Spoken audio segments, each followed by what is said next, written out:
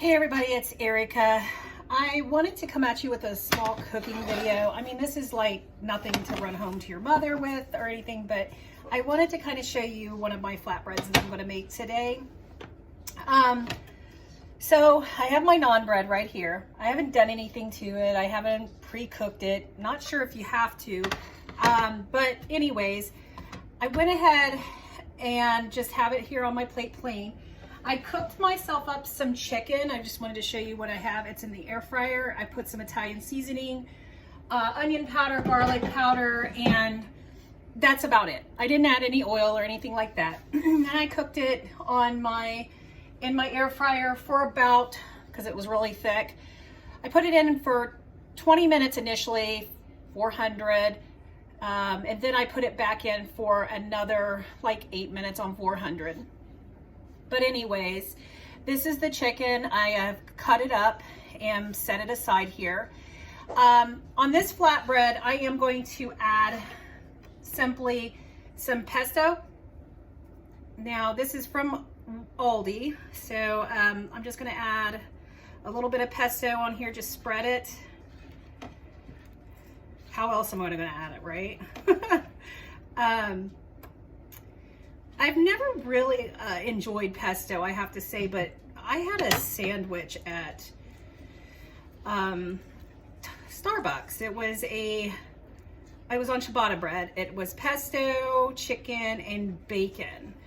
And let me tell you, it was almost life-changing. Well, you know, not life-changing, but it was definitely very flavorful, and it changed my thoughts about pesto.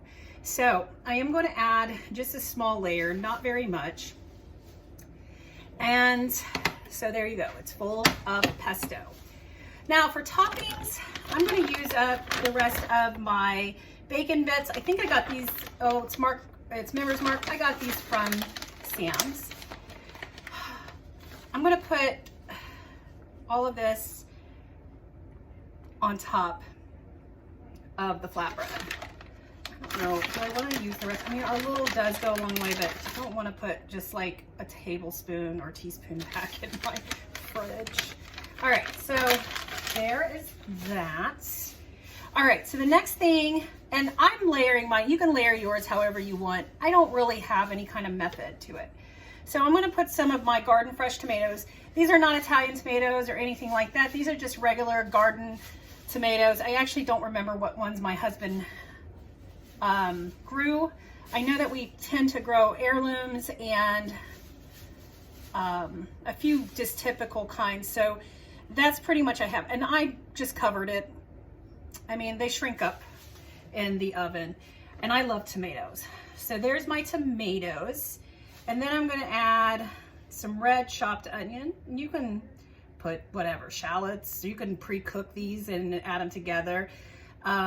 You could maybe take some salami, some of these red onions, and maybe some, I don't know, mushrooms, and caramelize them, get them all pretty and everything, and then put them on whatever. Now, the next thing is kind of a little different for me. I bought some dates, medjool dates, and I thought to myself, you know what, on those charcuterie boards or whatever, I know I'm butchering that, on like when I eat meat and cheese, let me just put that because it's one of my favorite snacks. I like something sweet, like some fruit, like apples, cranberries. So I thought to myself, wouldn't these dates taste good with that? Just a little sweetness, and they're a little sticky. So I'm going to try that out. I mean, I always think, and I get disappointed, I always think of dates as figs, and it's like, I don't know why I get this like expectation of a fig taste, but you know, it isn't. But anyways, I like figs with savory things, and dates and stuff like cranberries and things, I always find them all in kind of the same family. So I'm going to add that to my pizza, kind of a sweet element. And then some of this chicken that I cut up. I'm not going to add all of it because that would be out of control. Now this is boneless, skinless chicken. I've had it in my freezer for a while. I bought it in bulk at one of my stores. They have a great sale on it. And right now with meat prices, you kind of, when you can see it on like under $1.50 a pound, you're going to grab it. So I tend to only buy the boneless, skinless at that price because I don't want to buy the bone. I don't want to pay for the bone because I don't really like bones. So I'm just going to cover the top here. All right, so I've got my chicken and everything. I'm just going to put that up close to y'all. All right, now I am going to just put a little bit of mozzarella, and I know this isn't shredded. The mozzarella is really just kind of the glue that holds everything together. So I'm not going to get crazy with it. I really like my other ingredients, and I mean, let's be real, unless cheese like is soaked in something or, you know, marinated in something, it's really more the texture that you're looking at, not so much the flavor. Obviously, when you get some higher end mozzarellas and other cheeses, yes, you are going to get some flavoring. But this is just some typical Aldi block cheese. Again, it's just more of the glue that's going to hold your ingredients and adhere it to the flatbread, which is just a naan bread.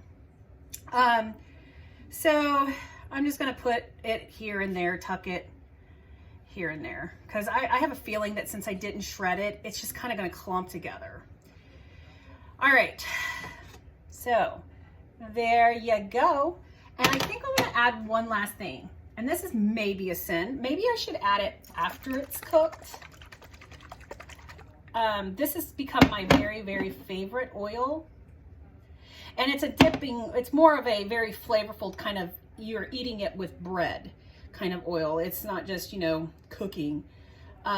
So I really feel bad if I sprinkle a little bit of that on it right now, but you know, I'm just gonna drizzle a little. Okay, just a little, not a lot. All right, so I'm gonna go ahead and just place that in the oven, the regular oven. I'm not gonna mess with my air fryer right now. And I have my oven set up at 400 degrees, and I have a just a generic old, I mean, it's not generic, it's a pizza stone in my oven right now. It's already been kind of it's already been cooking in here at 400 for like, I don't know, 20 minutes, the pizza stone. So it's nice and hot.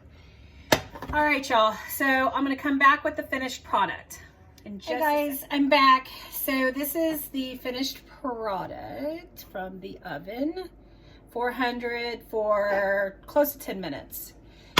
And I hope my dog just doesn't start barking right now because she's all wound up. I can't find my pizza cutter, and then I heard this voice in the back of my head. It was my mom's basically saying, you don't need no pizza cutter to cut a pizza if you got a knife and fork. So, you know, I had like 5 freaking pizza cutters, and I can't find any. So I don't know if they just wheel off and run away or what, but all right. So I may or may not cut this because it's kind of flimsy. I need my pizza cutter. Sorry, Mom. But it does look delicious. Let me see here. I just want to kind of taste the bread and see what that's all about.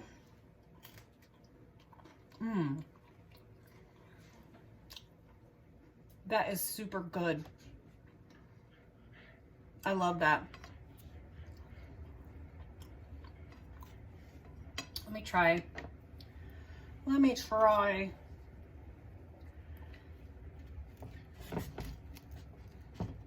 You know, I love a crusty, like crispy crust. Let me make sure everything's on here. And it's easier to cut that way.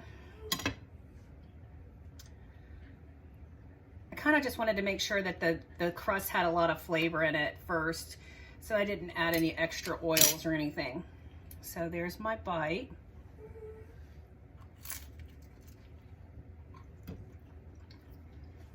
And this is why I don't eat on camera. It flew out of my mouth.